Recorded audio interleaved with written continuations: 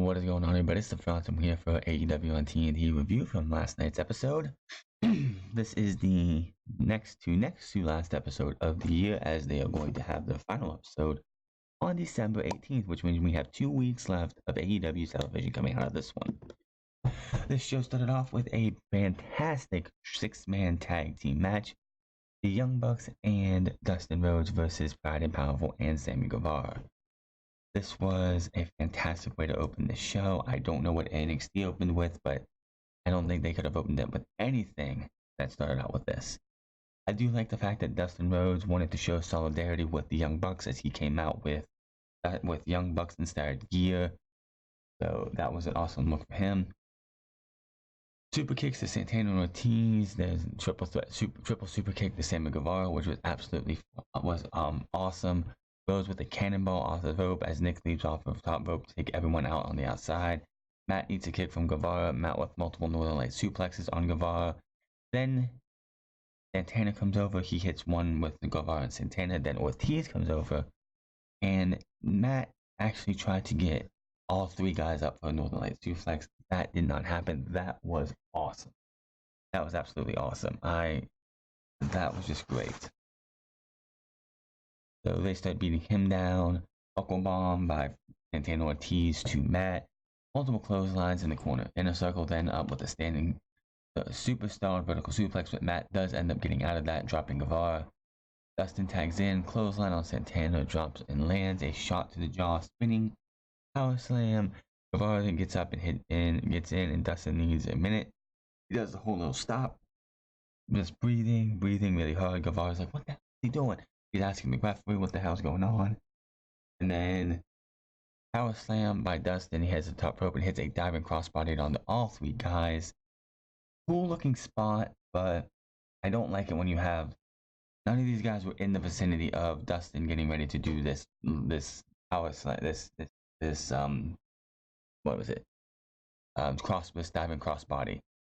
But the fact that they had to just come up and just hold themselves there as he comes up just looked kind of dumb. Ortiz breaks up the I'm sorry. Hits the opponents with the diamond crossbody. Then he hits a Canadian Destroyer onto Santana. Ortiz breaks it up. That is the way to kick out of the Canadian Destroyer. I am so tired of seeing the Canadian Destroyer being used as a setup move. So having Ortiz come over to break it up is the way to go. Ortiz brings a sock full of baseballs or the slapjack in, knocking Dustin to the ground. Guevara heads to the top rope and hits a 630. Absolutely beautiful spot. Crushing Dustin in the process, but he only gets a 2 with a kick out. Not a big fan of that kick out. Guevara charges in and eats the top turnbuckle. Nick tags in and hits a flurry of kicks. Matt sneaks in and hits a spear on Sammy as he was tagged in. Nick and Matt with some tandem offense cover. Ortiz breaks it up. Fight breaks out on the floor. Knee drop powerbomb combination by Matt on Matt. Cover. Dustin breaks that pin up. Crowd really into this match. They are loving it.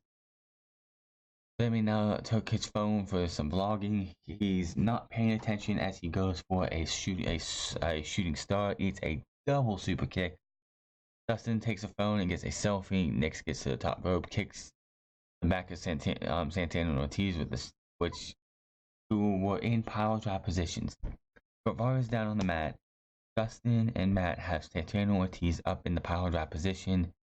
Nick jumps off the top rope, drop kicking both of them as that's a spike pile driver for them, landing on Sammy Guevara's back. 1, 2, 3. The Elite win the tag team. Excellent match to start this thing off. And as soon as that's over, we go to commercial, we come back, and we go right into Trent versus Phoenix. Another great match right here. I don't know what's up with them making tag teams, like they're taking tag teams and now having them be they're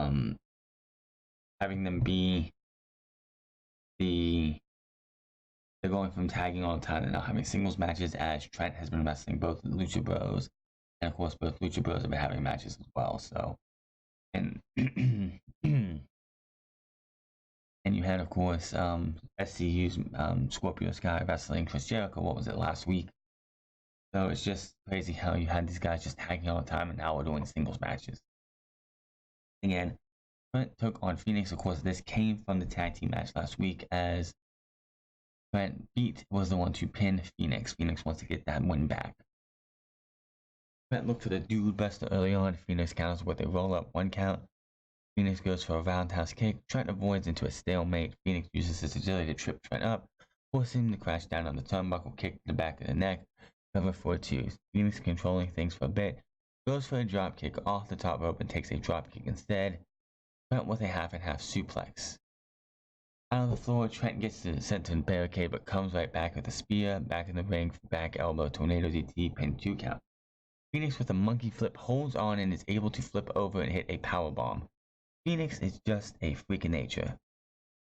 As people have said before, Phoenix is not human until he's human, which means he's not human until he gets injured, which hopefully will not be anytime soon. Phoenix with a forearm, heads to the top rope, ran the top rope and landed a kick to the head. Phoenix able to return fire with a lariat. Both end up on the apron. Trent looking for a power driver. Phoenix with a kick, hops to the top rope, dances on them a bit.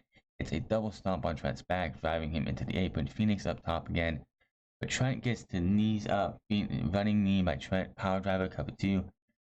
Phoenix with a nice cutter, setup spinning kick, black fire driver, which is the muscle buster into the Michigan driver. 1, 2, 3.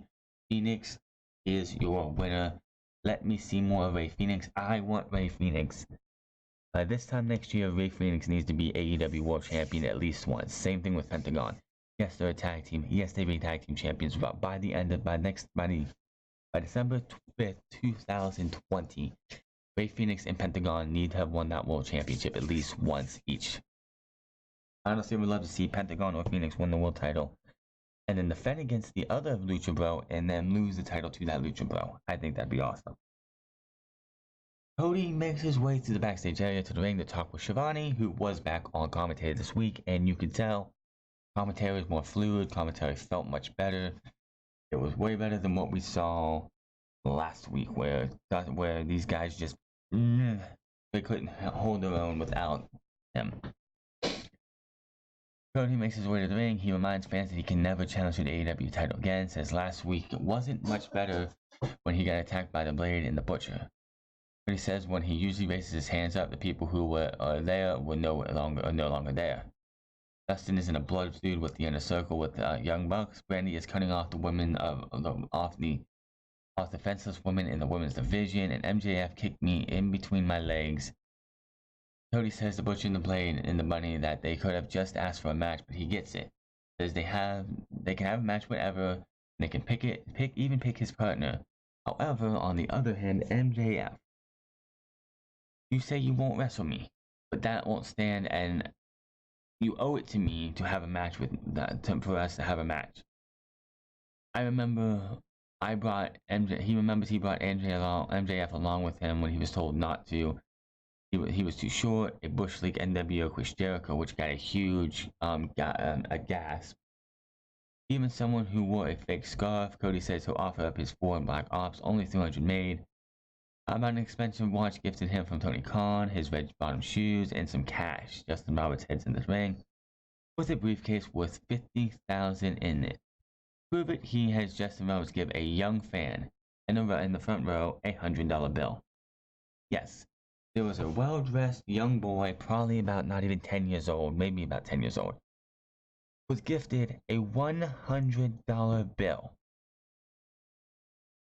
I'm just gonna say that's gotta be like that. That's I had to have made that kid's day. Cody says he's going to take out MJF. All he has to do is name his price. Fans wanting, so does he. Let's do this. I could do no justice to this entire thing right here. If you want to see how good this promo was, you need to check this out. Cody Rhodes is by far the best promo in the game. I've said it on Twitter twice at least. I'm gonna say it again.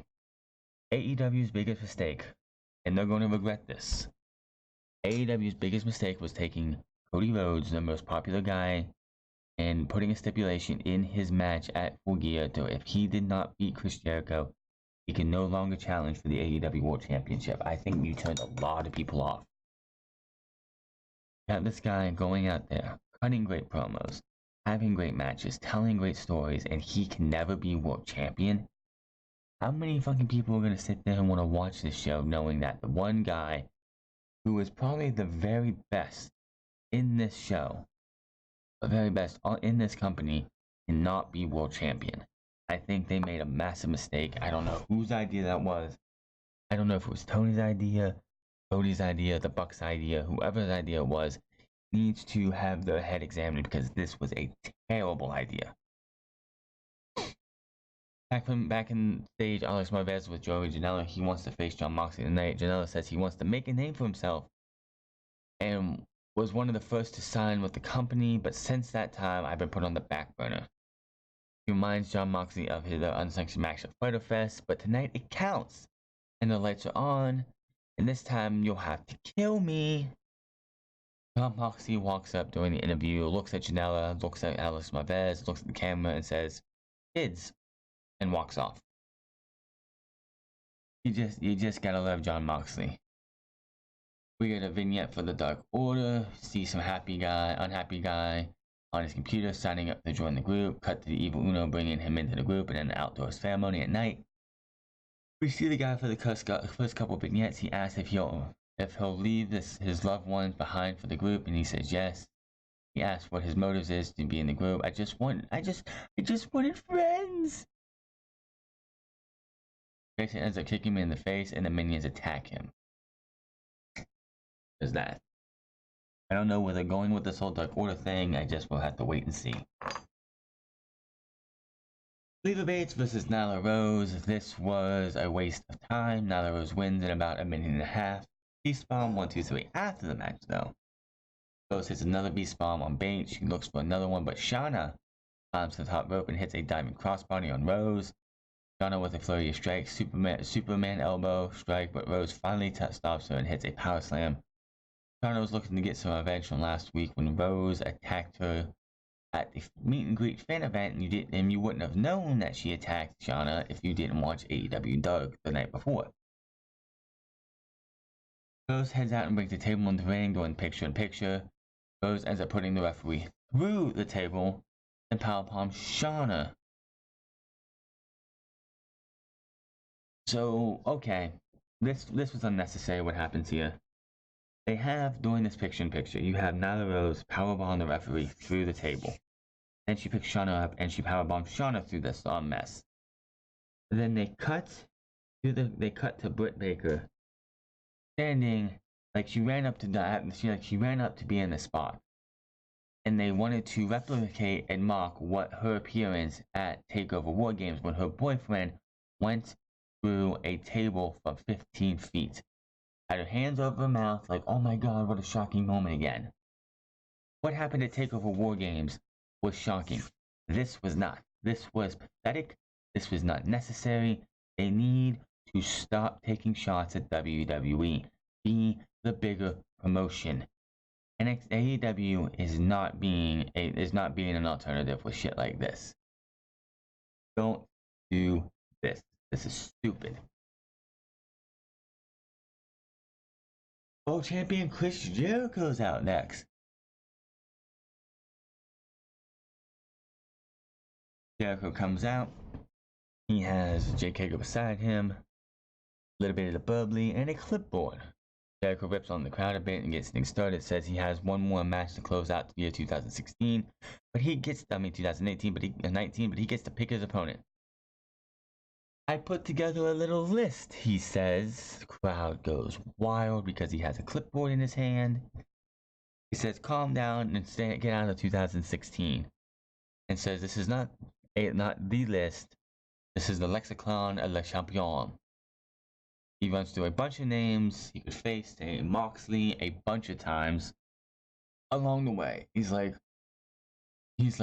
Darby Allin, Marcus Allen. And it's like, I can't even get into what he actually says because it's just crazy. Like, it's just funny as hell.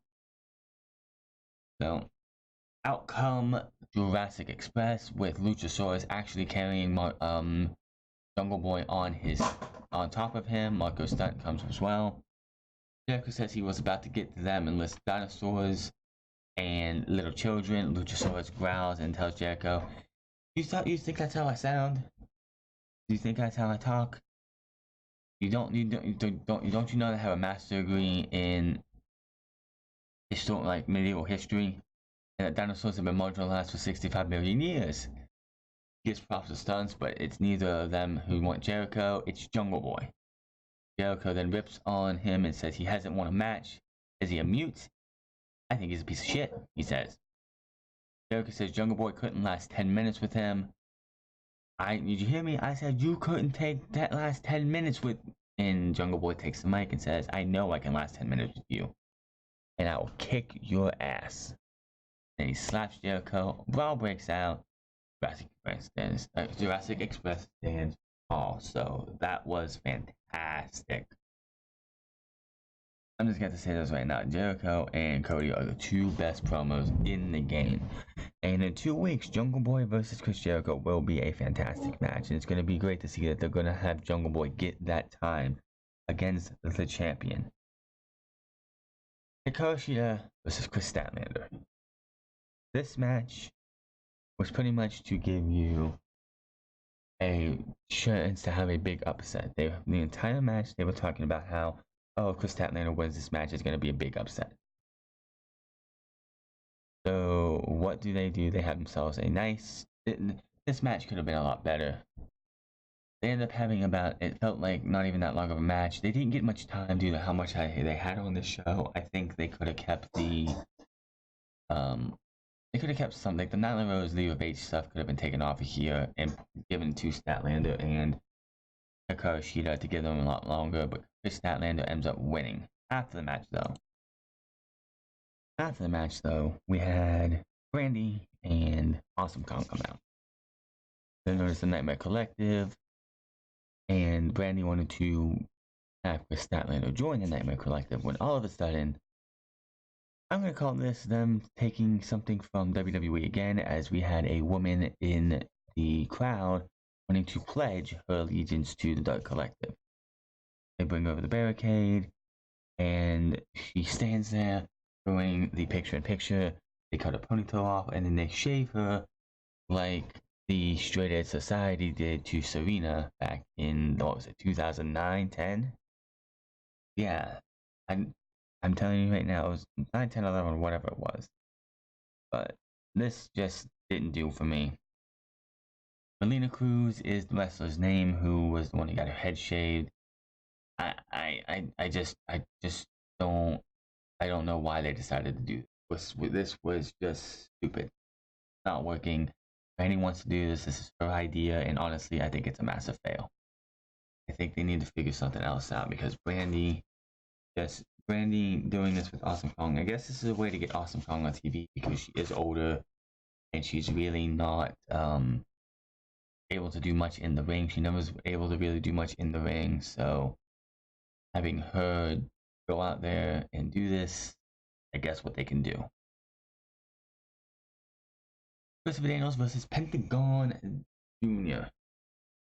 This was a heck of a match. Pentagon with a low blow after the referee grabs. I'm sorry, hold on. Daniels has the mic stand. Pentagon tries to use it on Daniels right in front of the referee, but misses, so the match continues. Daniels gets it, thinks about using it, tosses it. The referee goes to clear it out of the ring, leaving Pentagon able to low blow him. Hits the package power driver. 1, 2, 3. Pentagon wins. This is not going to be the last time we see these two wrestle.